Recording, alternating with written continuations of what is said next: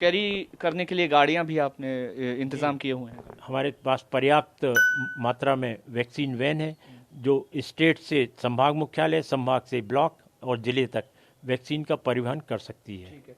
अब वैक्सीन लगाने पर आते हैं।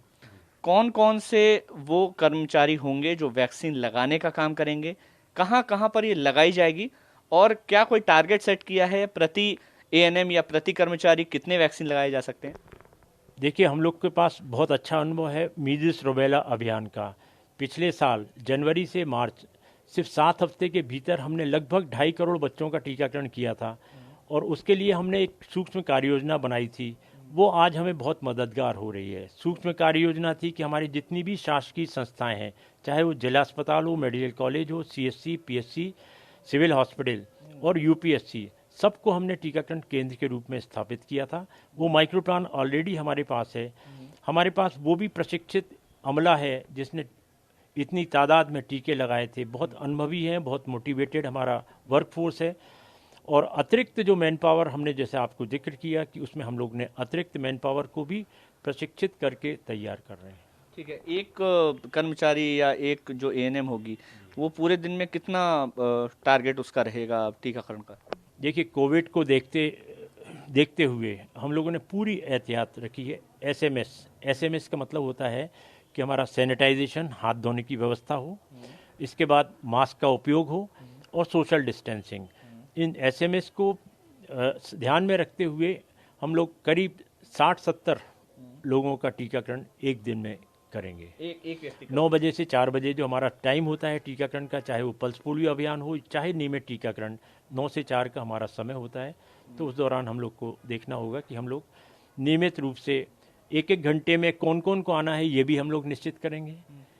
कैसे पहले सूचना पहले दी घंटे जाएगी? में इसके माध्यम है रहता हैगा, या तो हम लोग एसएमएस, जिनको पढ़ना आता है वो एसएमएस, या फिर हमारे पास मोबिलाइज़र होते हैं। आशा और आंगनवाड़ी हमारी मोबिलाइज़र हैं।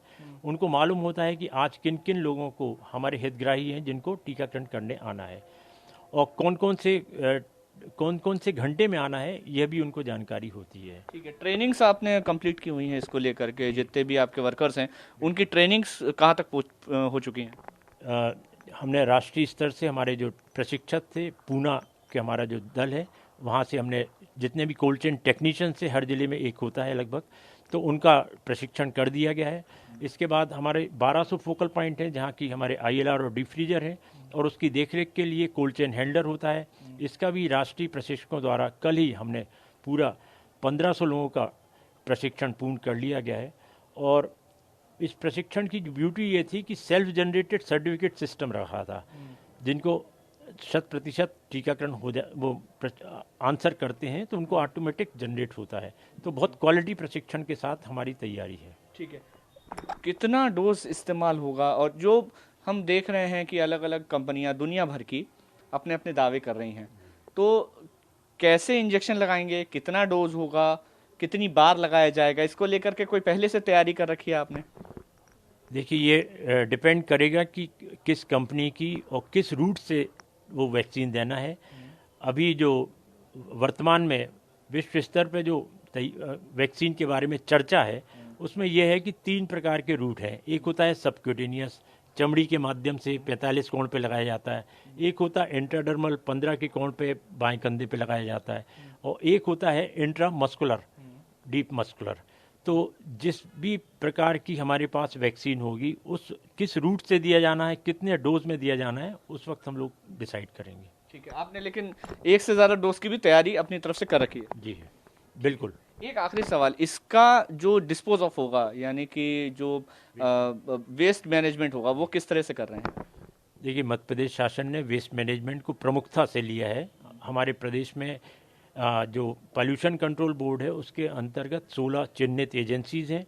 उन सब का टीकाकरण से नहीं, मैं पूरा जितना भी हमारे अस्पताल प्रबंधन के अंतर्गत सभी संस्थाओं से वेस्ट मैनेजमेंट का वहाँ से उठाने की व्यवस्था गाड़ियों की है, और उसी को हम लोग इसमें भी यूज़ करेंगे। बहुत बहुत शुक्रिया बात करने के लिए। तो इस पूरे इंटरव्यू का लब्बो-लुआब ये है कि जब भी कोरोना को लेकर के वैक्सीन आएगी, उसको कैसे लगाना है, कितना डोज देना है, कैसे जो घर घर पे परेशान हैं पेशेंट्स जो मौजूद हैं उनको जो वैक्सीन लगाई जाएगी वो कैसे लगाई जाएगी, कौन लगाएगा, उनकी ट्रेनिंग्स कैसे होगी, इस पूरे जो एक्सरसाइज है इसकी तैयारी मध्य प्रदेश शासन की ओर से की जा चुकी है। ट्रेनिंग्स कंप्लीट हो चुकी हैं।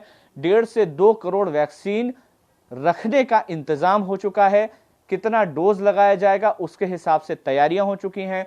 जो ये डोज लगाने वाला है, जो कर्मचारी स्वास्थ्य विभाग के ये डोज लगाएंगे, उनकी ट्रेनिंग कंप्लीट हो चुकी है। तो बस इंतजार है वैक्सीन के आने का, और उसके बाद हम ये उम्मीद करेंगे कि इस वैक्सीन के आने के बाद कोरोना से निजात हमें मिल जाएगा। कैमरामैन मुकेश के साथ मकरंद काले, TV9 भारतवर्ष, भोपाल।